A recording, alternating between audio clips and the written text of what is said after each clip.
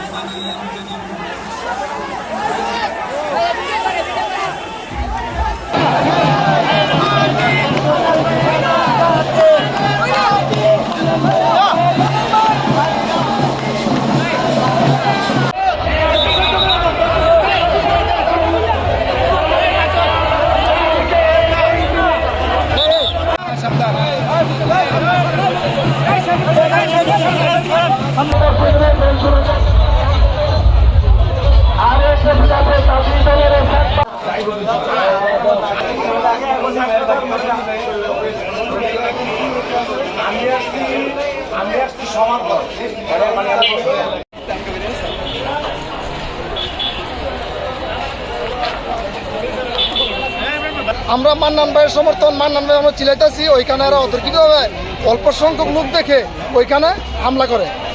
নেতা কর্মীরা ওরা সামনে ছিল, মুখোমুখি ছিল, ওরা এসে আমাদের উপর আক্রমণ করার পরে এই যে আমার দাদার পায়ের মধ্যে বাড়ি মারছে, আমার কাকার হাতের মধ্যে ওরা লাঠি মাটি নিয়ে আপনার অনেক কিছু নিয়েছে, ওদের হাতে অস্ত্র ছিল। তারপরে ওরা গেছে কি আমার কাকাদের মারধর করছে, আমি সামনে ছিলাম, আমার টান দিয়ে নিয়ে সবাই দিয়ে মারধর করছে।